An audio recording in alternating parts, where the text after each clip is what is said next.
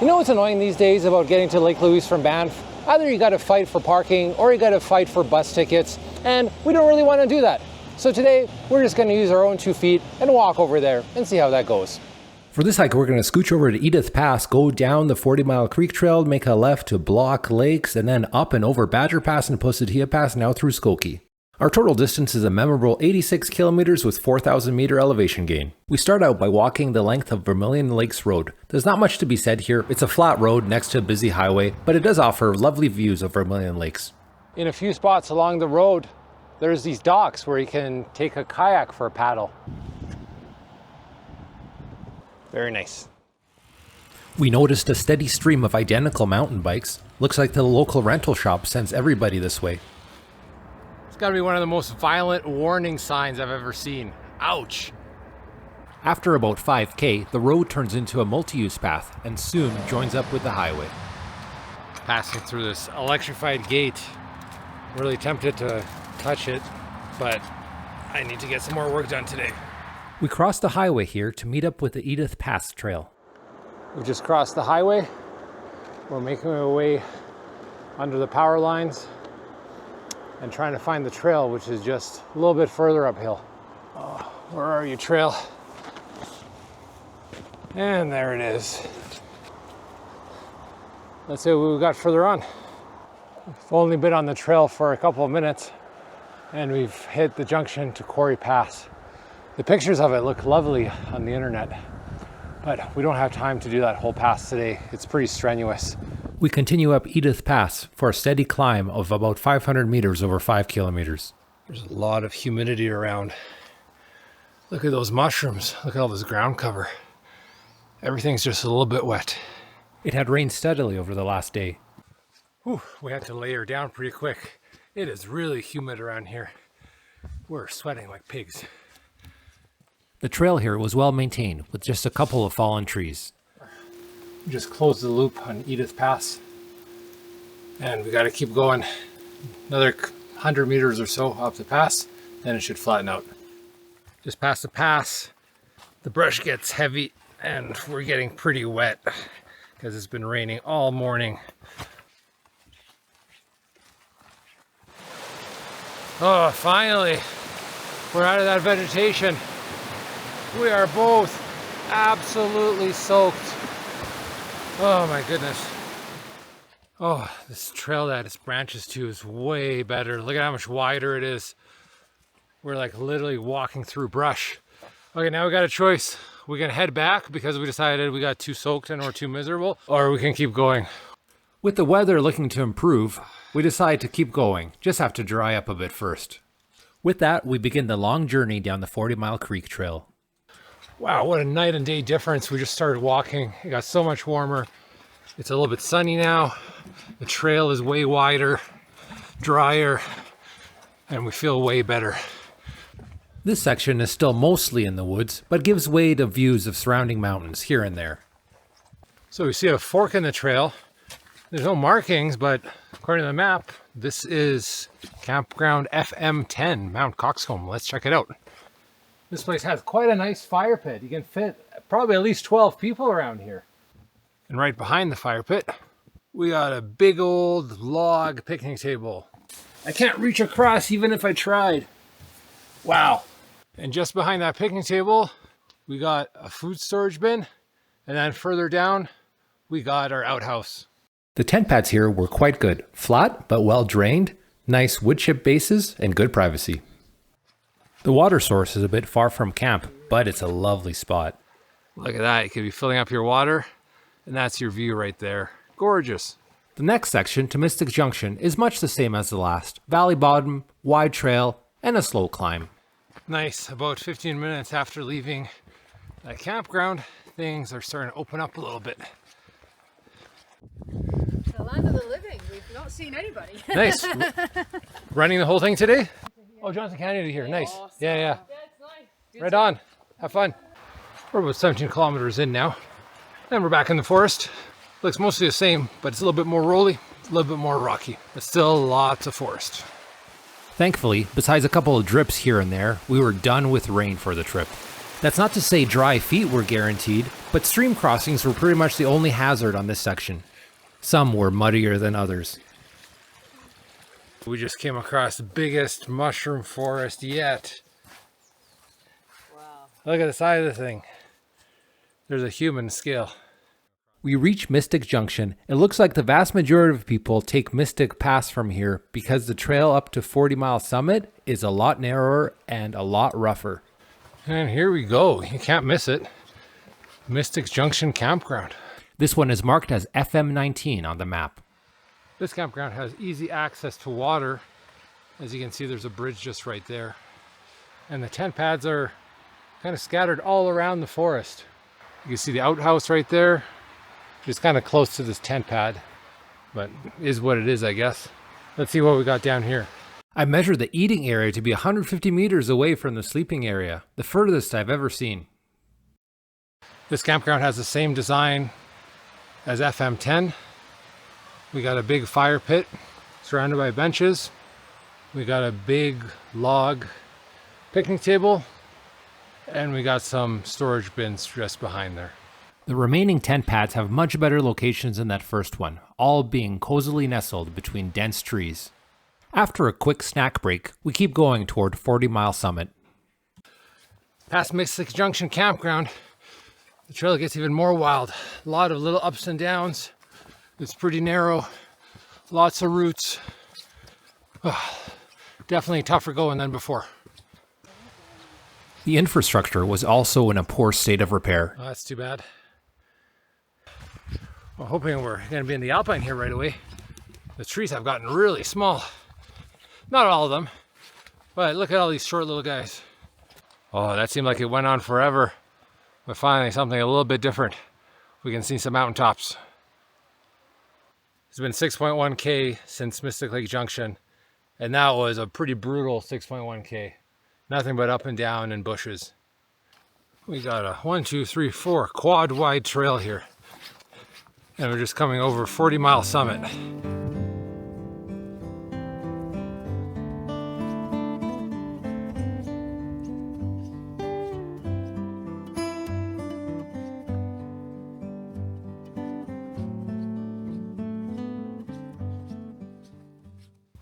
Man, what a mental boost to be out in the open and see that you're making progress and see where you're going.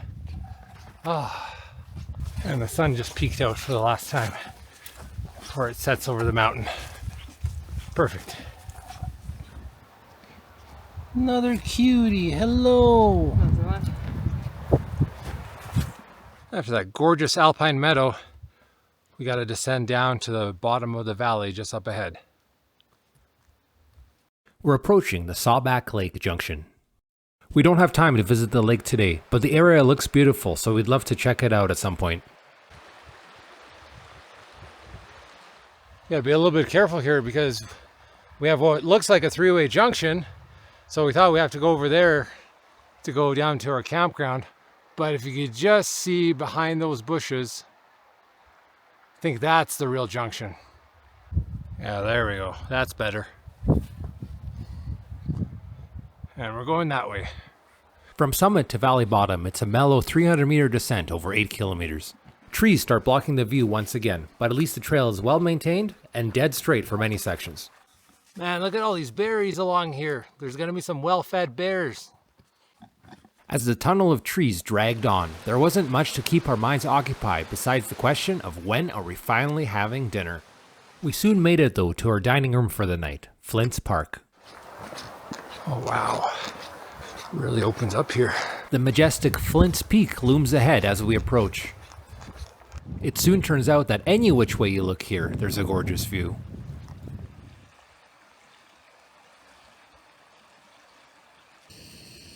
While dinner was rehydrating, I check out the nearby warden's cabin, and honestly, it looks pretty sweet. Solar power, a big corral, a pretty spacious looking building, lots of firewood, it's got everything. Today we're trying out 2 meals from Sly. The potato bourguignon and the mushroom risotto. We've done the smell test so far, and mushroom risotto definitely wins. That absolutely smells delicious. This is kind of more subtle. Very delicate. Not too overspiced. Now let's try the mushroom risotto. The mushroom risotto is so flavorful. I almost can't believe that it's dehydrated. I think the mushroom risotto wins. Though there's nothing wrong with the potato bourguignon. As you can see, the sun is going down behind me, so I'm not going to film this next part where we make it to our destination campsite and just film in the morning and show everybody what it looks like.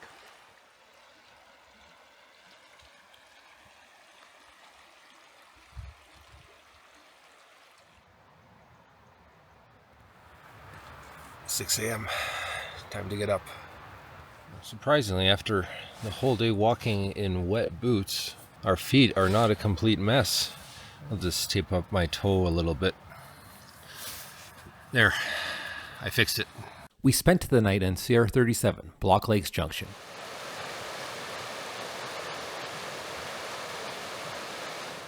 Here's our amenities at Sierra 37. We got a big fire pit with benches all around, just like we've seen before. And the return of a big log picnic table. Not a lot of room to put your legs in though.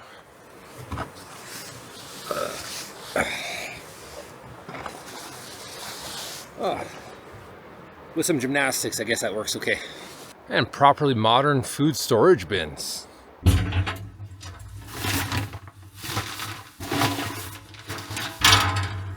We decided to build up our appetites a little bit first. So we're going to start walking, then we're going to have breakfast. We're just getting it going for now. This campsite, we have 5 pads that are all nestled in the woods. And looky here, pretty much a brand new outhouse. This is like the best looking one I've seen. Wow, fresh white paint. Worth the visit. We set off along the Cascade River toward Badger Pass. The trail closely follows the river through this first part. Sometimes, perhaps, a little bit too closely. Block Mountain's huge cliff face provides an impressive backdrop. Right where the trail moves away from the river, we take a quick water break. We're being pretty much flat. The trail heads quite steeply uphill with a series of switchbacks. This will be our most intense climb of the trip, 500 meters over 4 kilometers.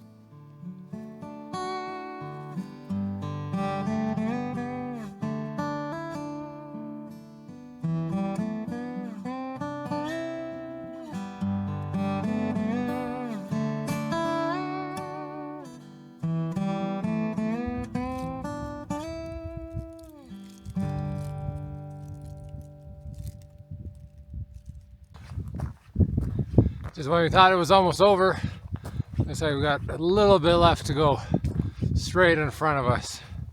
Under the impression we still had some climbing left, we stopped for breakfast.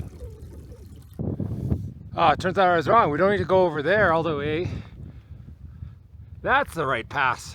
Instead of staring at the notch in front of us, I should have looked at the map because you need to make a left turn here. With that, we finally made it over Badger Pass. Next stop, Johnson Valley in the far distance. Not quite the Badger as advertised, but we'll take it. The gentler slope on the other side of the pass, along with the views, make for a nice reward after that long climb. The descent's gotten a bit steep, and we're seeing some trees again. For this part, water was the theme of the hour, with stream crossings and lovely waterfalls. And let's not forget, gnarly mud patches. And we're finally done with Badger Pass. A few hundred meters later, we hit Badger Pass campground. This is probably the best located campground so far. Look at that. Beautiful meadows surrounded by mountains. It's nearly noon and we still have 30 kilometers to go, so we'll waste no time and head up Pulsatilla Pass. The first kilometer or so is annoying with how overgrown it is, but this soon changes into a much better quality trail. The climb is also much easier than Badger Pass, 250 meters in 4 kilometers. It's amazing to realize that this little trickle becomes the impressive Johnson Falls just a day hike downstream. A little bit further. The view from the top was reinvigorating, definitely my favorite from this trip.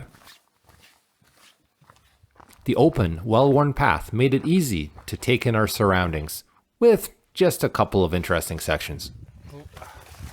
Muddy through here. The slope above Pulsatilla Lake was the perfect spot to take a break.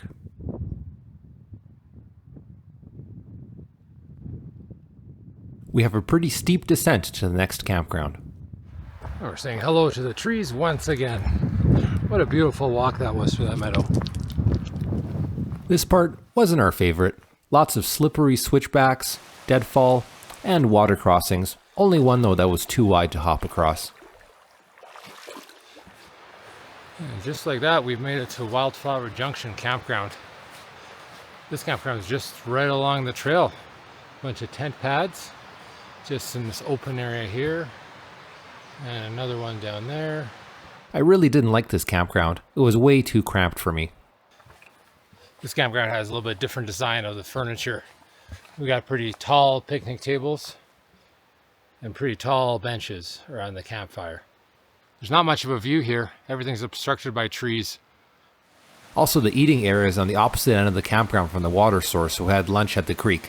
Did I mention I didn't like this campground? Next, we need to climb out of the Baker Creek Valley to meet up with the Skoki Loop.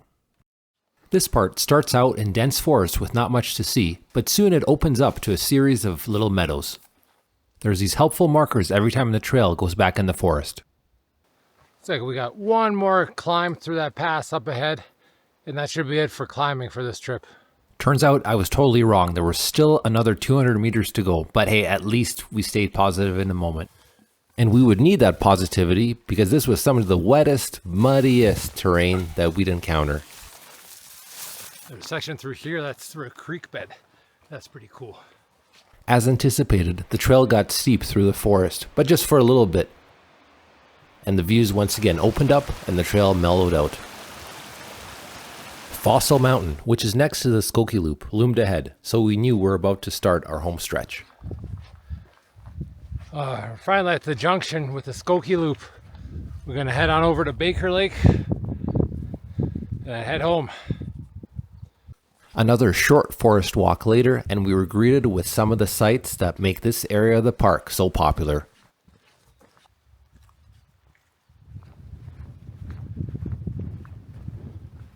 Looks like this is Deception Pass Junction. Yep, it's coming along. Ptarmigan Lake is the last bit of alpine scenery before we head down to Lake Louise.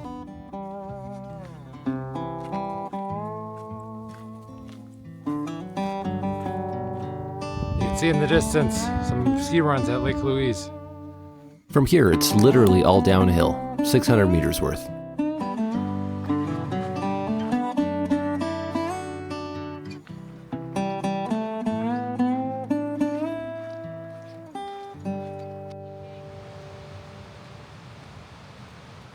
Well guys, as you can see behind me, we finally made it. It's a little bit dark, but hey, we still did it in one weekend.